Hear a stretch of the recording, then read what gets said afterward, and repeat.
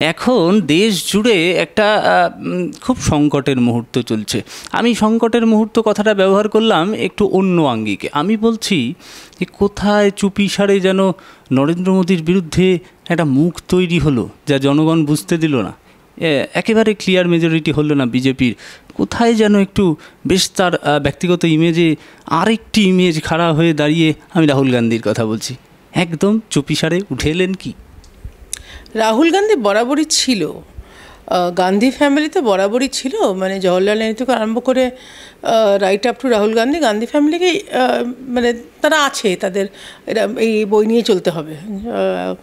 কিন্তু নরেন্দ্র মোদীর মুখ, মানে নরেন্দ্র মোদীর বিপরীত মুখ হিসেবে আমি এটা মানতে পারলাম না। দেখো, সার্বিকভাবে ভারতবর্ষের ম্যান্ডেট দেখতে গেলে ডেফিনেটলি আমরা 400 চেয়েছিলাম, মানুষ আমাদের অনেক কম দিয়েছে। কিন্তু মানুষ ক্লিয়ারলি বিজেপিকে সিঙ্গল মেজরিটি পার্টি দিয়ে দিয়েছে। এখানে কোনো রকম কোনো মানে এককভাবে তো পাইনি, 240 শেষ করতে দাও। Single most majority party BJP পেয়েছে, single most majority party BJP পেয়েছে। কিন্তু সেই মানে বিজেপি এককভাবে যতগুলো পেয়েছে, যতগুলো ভোট পেয়েছে, ম্যাজিক ফিগার পেয়েছে উইথ এনডিএ, তুমি যেটা বলার চেষ্টা করছো। কিন্তু single most majority party BJP. কিন্তু এটার তুলনায় দেখতে গেলে তুমি যদি দেখো, বাকি যে কটা পার্টি ইন্ডিয়া অ্যালায়েন্স করেছিল, ইন্ডিয়া অ্যালায়েন্সের সামগ্রিক ভোট মিলিয়েও বিজেপির ভোটের কম। তো সেইখানে তো ডেফিনেটলি ম্যান্ডেট বিজেপির দিকে। হ্যাঁ, এবার ডেফিনেটলি আমি যেটা দিয়ে শুরু করলাম, 400 আমরা পাইনি, মানুষ সেটাকে অনেক কমিয়ে দিয়েছে। মানুষ হয়তো কিছু একটা বার্তা দিতে চেয়েছে, যেটা আই এম শিওর আমরা সবসময় নিজেদের সমীক্ষা করি, আত্মসমীক্ষা হবে। এখন একটু সেটেল ডাউন হতে দাও, একটু মানে থিত হতে দাও। ক্যাবিনেট তৈরি হবে, মোদিজি সোয়ারিং ইন হবে, মাননীয় নরেন্দ্র মোদী আবার প্রধানমন্ত্রী হবেন থার্ড টাইম। এবার মানে এটা দেখো, ফুল টার্ম হিসেবে, যদিও অটল বিহারী বাজপেয়ী 3 বার প্রাইম মিনিস্টার হিসেবে সই করেছিলেন, মানে সাইন ইন করেছিলেন, কিন্তু ফুল টার্ম জওহরলাল নেহরুর পরে ইতিহাসে, ভারতবর্ষের ইতিহাসেই প্রথম হতে চলেছে, থার্ড ফুল টার্ম শুরু হবে। তো এটা ডেফিনেটলি মানুষের, আমরা তো এই ম্যান্ডেটটা তো খুব কম পার্টি, মানে সেকেন্ড পার্টির, আর তো কেউ পায়নি সেটা, এটা আমরা মাথা পেতে নিচ্ছি। একই সঙ্গে দেখতে গেলে তুমি দেখবে যে কিছু আমরা হেরেছি, কিছু আমরা জিতেছি। ইউপি যেরকম আমাদের বিশাল বড় ওয়ার্নিং দিয়েছে, ইউপিতে যেখানে ম্যাক্সিমাম, মানে আমরা ইউপিতে ভোট কমে যাবে আমার মনে হয় না কেউ স্বপ্নেও ভেবেছিল, কিন্তু ইউপি কিছু একটা বার্তা দিচ্ছে, সেটা আমরা আবারও আত্মসমীক্ষায় দেখব। কিন্তু ইউপি যেখানে রাম মন্দির, সেই অযোধ্যা আমরা হেরে গেছি। ইউপি যেখানে প্রধানমন্ত্রী, মানে নরেন্দ্র মোদী বারাণসীর, এবং যোগী আদিত্যনাথের নামে মানে হিন্দু সম্রাট মনে করা হয় তাকে, সেই রাজ্য থেকে কোনো একটা ক্লিয়ার বার্তা আসছে, যেটা আমরা আবারও, এটা মানে মানুষের রায় শিরোধার্য।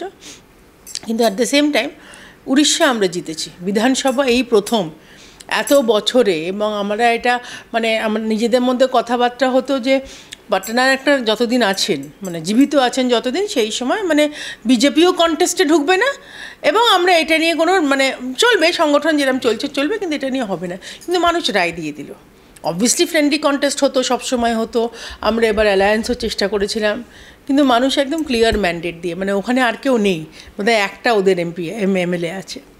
তুমি সিমিলারলি দেখো অন্ধ্রপ্রদেশে সাউথের দিকে ঢুকছে পার্টি, আমরা বিধানসভা করতে পারবো ওখানে আবার। আরও তুমি যদি দেখো, অরুণাচল আছে, কেরালায় প্রথম পদ্মফুল ফুটলো, দক্ষিণও খুব যে খারাপ হয়েছে তা নয়। তো সেই জন্য মানুষের রায়, মানুষ একটু বোধহয় চাইছে যে অশ্বমেধ ঘোড়া একটু ধীরে চলুক, কিন্তু চলুক। তো অশ্বমেধ ঘোড়াকে এবার একটু রেস্ট দিয়ে একটু দেখা যাক, অশ্বমেধ ঘোড়ার পায়ে একটু ক্ষয় হয়ে গেছে কিনা, কি সে একটু টায়ার্ড হয়ে গেছে কিনা, ভেতরে সমীক্ষা হবে। আমি একটা জিনিস একটু বলি বিফোর তুমি অন্য টপিকে বোধহয় ঢুকবে। বিভিন্ন রাজ্যে কিন্তু হাওয়া বদল হয়েছে, এবং সেই হাওয়াটা মানে বেশ কিছু মাসের মধ্যে, বছরও ঘুরতে হয়নি, সেই রায়টা আবার আমাদের ফেভারে আসতে খুব বেশি দেরি হয়নি। একটাই কথা, অনেক সময় দাঁত থাকতে দাঁতের মর্যাদা বোঝে না মানুষ, টেকেন ফর গ্রান্টেড করে নেয়।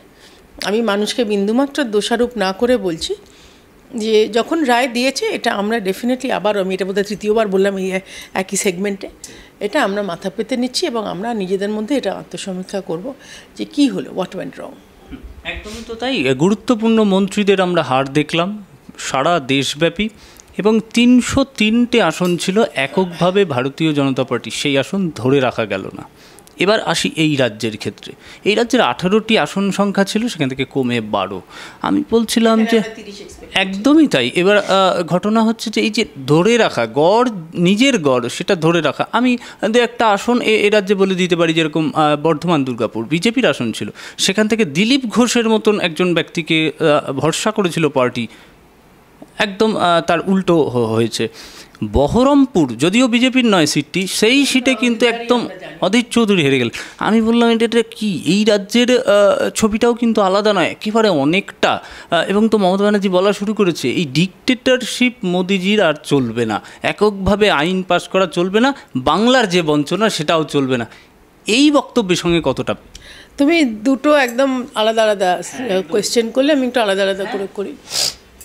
এক হচ্ছে দেখো, আমরা ন্যাশনাল পার্টি, আমাদের যাই ডিসিশন হয় সেন্ট্রাল লিডারশিপ ডিসাইড করে, এবং আমরা প্রত্যেকে বিভিন্ন লেভেলে আমরা কার্যকর্তা নিজেদের মনে করি। খুব কম আমাদের নেতা আছে যারা বলবে যে আমি নেতা। তুমি দেখবে আমাদের মেন্টালিটি হচ্ছে আমরা কার্যকর্তা। আমরা নেতা বলতে একদম শীর্ষ নেতৃত্ব ছাড়া আর কাউকে নেতা বলে মনে করি। অবভিয়াসলি আমি মনে করবো আমার ওপরে যারা আছে তারা নেতা মনে করবে, কিন্তু আমরা সকলে, তুমি একেও যদি দিলীপদাকেও যদি জিজ্ঞেস করো, দিলীপদাও কিন্তু বলবে যে আমাকে যে কাজটা দেওয়া হয়েছে আমি সেই কাজটা করেছি। দিলীপদা অত্যন্ত মডেস্ট মানুষ একজন। দিলীপদা কখনো বলেন আমি বিশাল নেতা।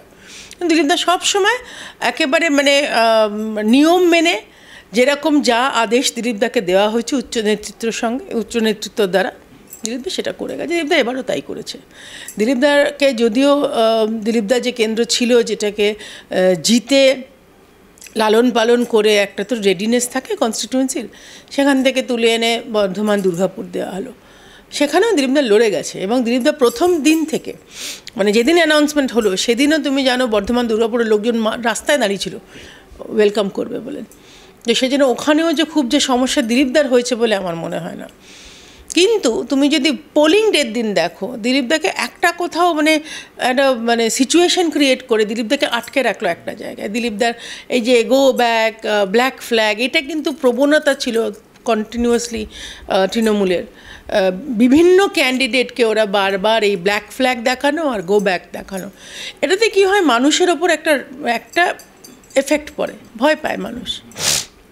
দিলীপদার ক্ষেত্রেও আমার মনে হয় সেটা হয়েছে। আমি এটা মানতে রাজি নই যে মানুষ এই রায়টা দিয়েছে দিলীপদার বিরুদ্ধে। মানে কীর্তি আজাদকে এইভাবে লক্ষাধিক ভোটে জয় করার মতন বোকা পশ্চিমবঙ্গের মানুষ নয়।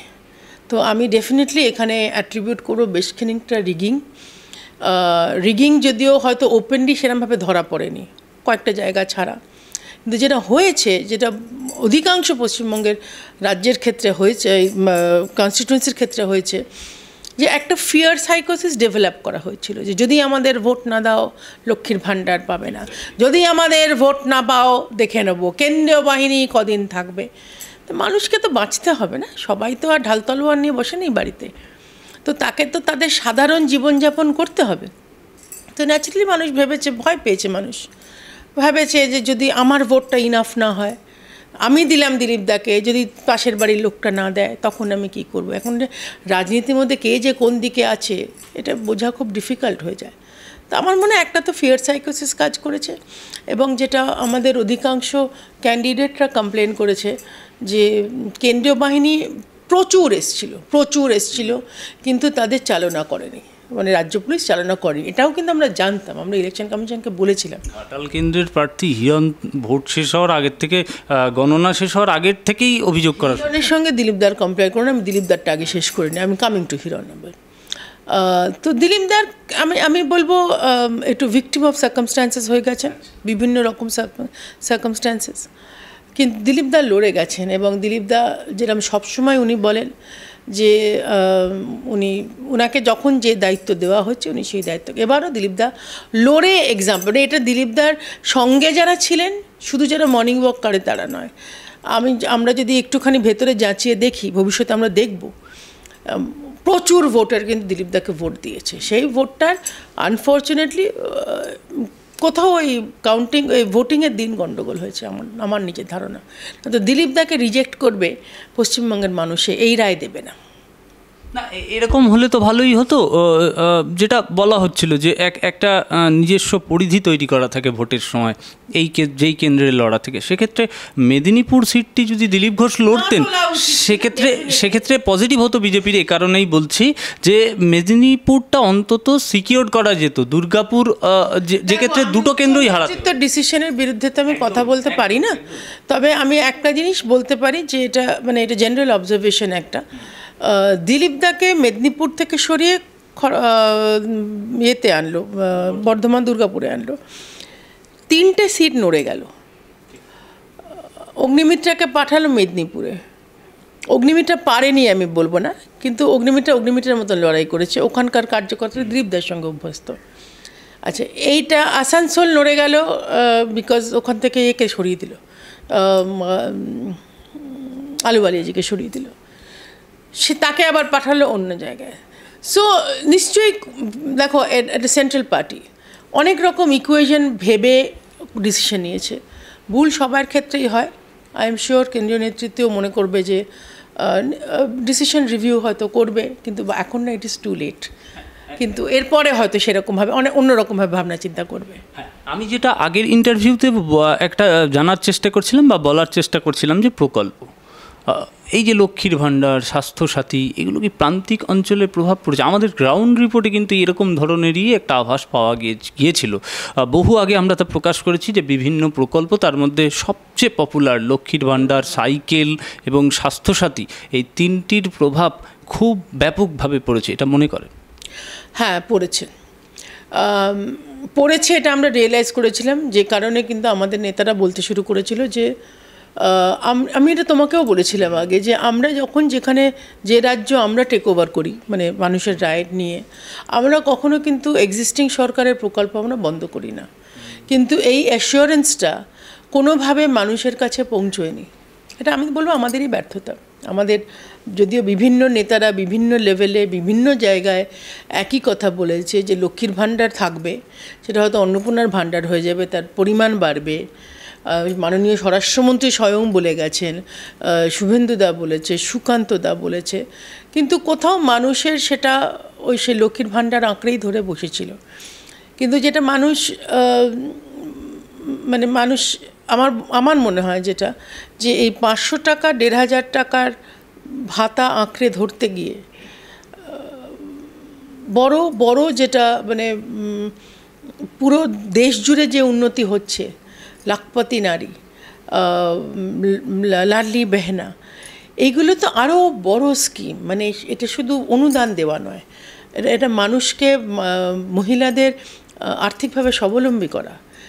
সেইটা হয়তো দেখো, গরিব মানুষ, প্রান্তিক মানুষ, আমি মানুষকে দোষ দিতে পারছি না, তার কারণ তাদের দৈনন্দিন স্ট্রাগল, একটা পশ্চিমবঙ্গে তৃণমূলের সরকারে একটা ভয়, ভীতি, সন্ত্রাস, যদি তৃণমূলের বিরুদ্ধে চলে যায়, যেখানে তৃণমূল না করলে মানুষের বাড়ির জল কেটে নিয়ে চলে যায়, জলের পাইপ কেটে নিয়ে, তারা কী বেসিসে ভোট দেবে?